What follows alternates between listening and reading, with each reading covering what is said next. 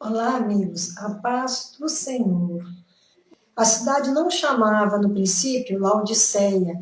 Ela tinha um nome que significava cidade de Zeus. Ela foi fundada entre 261 a 246 a.C. por Antíoco II. E ele lhe deu o nome em honra à sua esposa Laodique.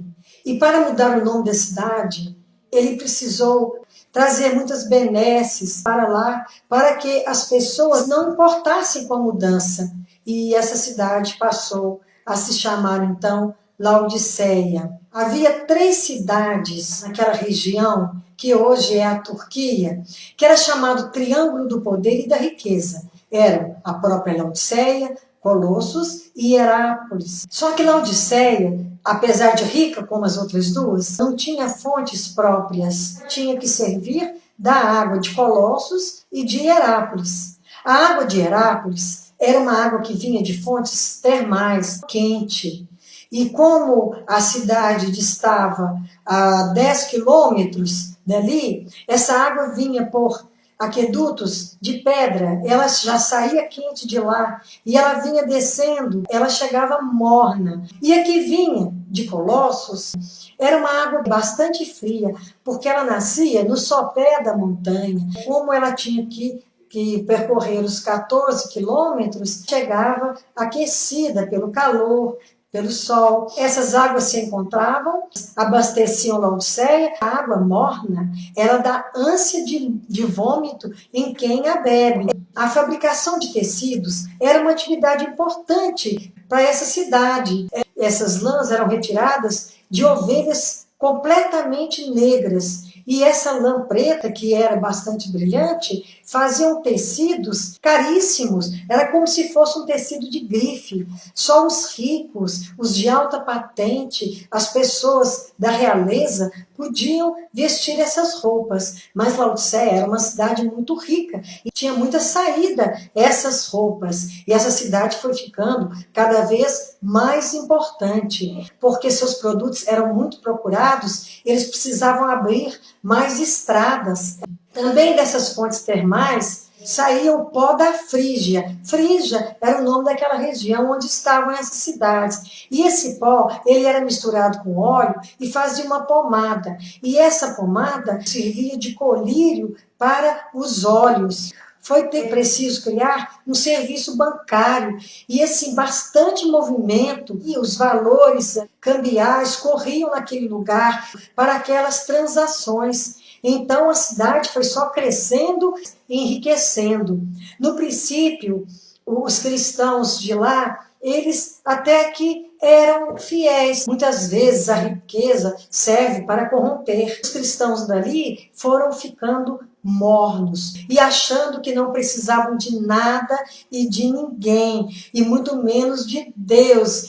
Eles não evoluíam. A igreja nessa cidade não era uma igreja viva. Essa cidade acabou influenciando a igreja. Essa igreja deve ter sido fundada no ministério dos discípulos, pela época em que ela foi fundada. Acabou se tornando sem expressão espiritual. Ao anjo da igreja em Laodiceia escreve. João está escrevendo da parte de Jesus para o presbítero, para o pastor da igreja. Estas coisas diz o Amém, a testemunha fiel e verdadeira, o princípio da criação de Deus. Quando oramos, dizemos Amém, que quer dizer é verdade, eu concordo. Ele está relacionado com Jesus, que é a verdade, porque não há sombra de variação em Deus. Não há dúvida alguma, sem mácula, ele é perfeito, ele é o Amém, a testemunha fiel e verdadeira, porque houve várias testemunhas que falaram da parte de Deus, mas não houve outro como Jesus, de eternidade a eternidade, formando a Trindade Santa. E ele é o princípio da criação de Deus. Há uma seita que atribui essa frase como se fosse no momento em que Deus criou Jesus. Mas ele não foi criado, ele é o grande eu sou. Gênesis está escrito, Façamos o homem a nossa imagem e semelhança. Não houve um ponto a partir do qual surgiu Jesus. Não, ele está sempre à direita do Senhor Deus. Conheço as tuas obras, que nem és frio nem quente. Quem dera fosses frio ou quente. Assim, porque és morno e nem és quente nem frio, estou a ponto de vomitar-te da minha boca. Essa igreja não estava completamente morta, porque a pessoa morta ela é completamente gelada. Não era uma igreja avivada, era apática, que achava que estava tudo bem, ela precisava de um avivamento, mas ela não tinha consciência disso. Ela estava tão focada em si mesma, não sentia necessidade de mudança, de evolução, de aperfeiçoamento, porque era morna. Quem já tomou uma água morna, até para problema de estômago, quando algum alimento caiu mal e a pessoa quer expeli-lo, ela toma um copo de água morna, porque ela vai ter ânsia de vômito e ela pode vomitar. E aqui o Senhor fala claramente, se o cristão, se o crente é morno, o Senhor Deus está quase a vomitar essa pessoa de sua boca, não satisfaz ao Senhor, ela não alegra o coração do Senhor, porque ela não está motivada através do Espírito Santo na vida dela, ela não permite que o Espírito Santo faça esse movimento para o alto, para que ela encontre o Senhor, para que ela não queira se afastar do Senhor.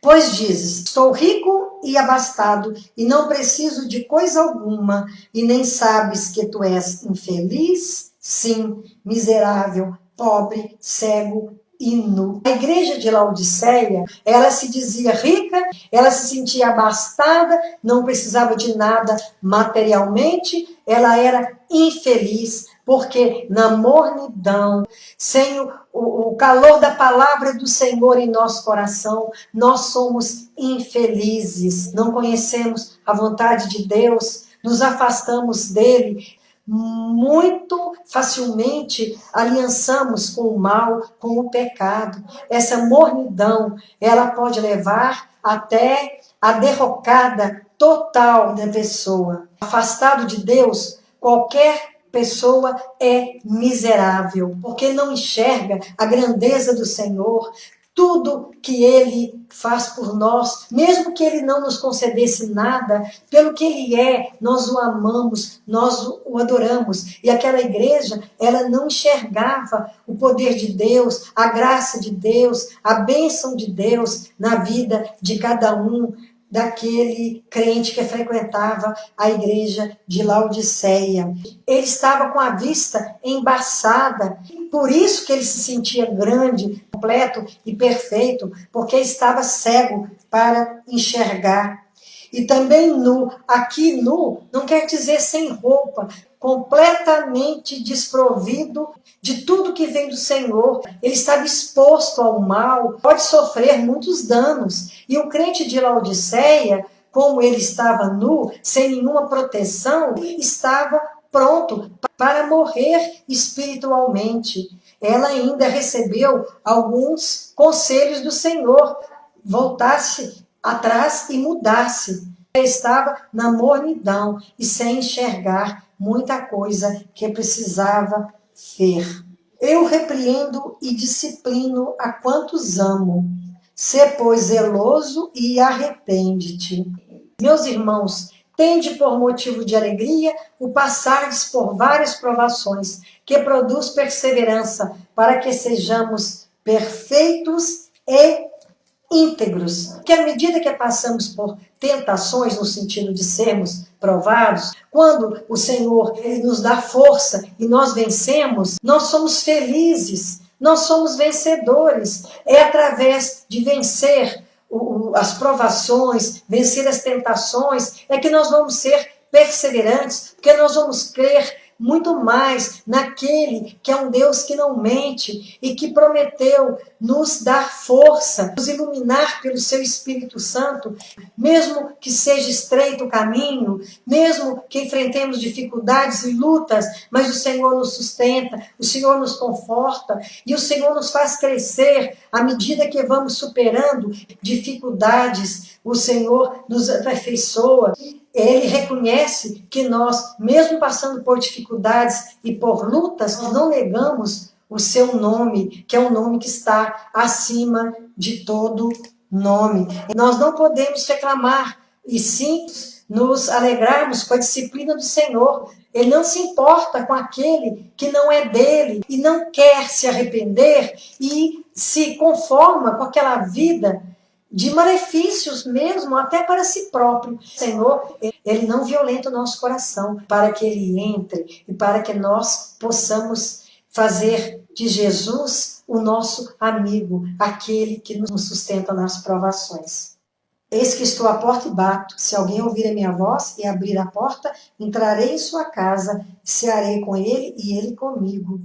Ele não nos força a aceitá-lo, mas ele está sempre batendo, sempre esperando que nós possamos abrir a porta do nosso coração.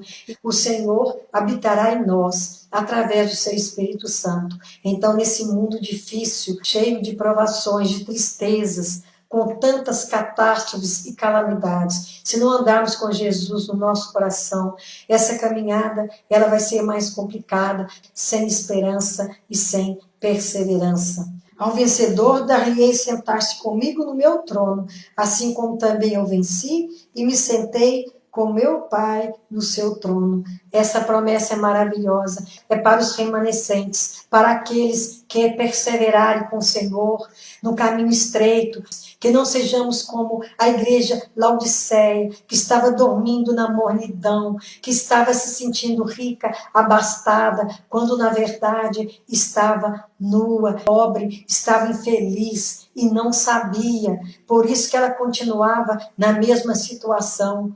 Ela teria que escutar os conselhos de Jesus, arrepender-se. Nós também, no presente século, quando ouvimos a voz do Senhor, que nós possamos atender ao chamado, abrir a nossa porta do coração, porque só assim nós poderemos sentar com o Senhor no seu trono. É privilégio demais para nós que somos pecadores, só com Jesus nos lavando com seu sangue, nos purificando como o ouro é purificado, onde é retirado toda a impureza, mas temos que ter ouvidos para ouvir, porque ele diz o seguinte: quem tem ouvidos, ouça o que o Espírito diz às igrejas. Esse não é o ouvido físico, aquele que era tratado com aquele remédio de Laodiceia, não é esse ouvido que era tratado com aquela pomada, mas é o ouvido espiritual, para que quando ouvirmos a voz do Senhor, nós possamos recebê-lo e não ficarmos acomodados, nos julgando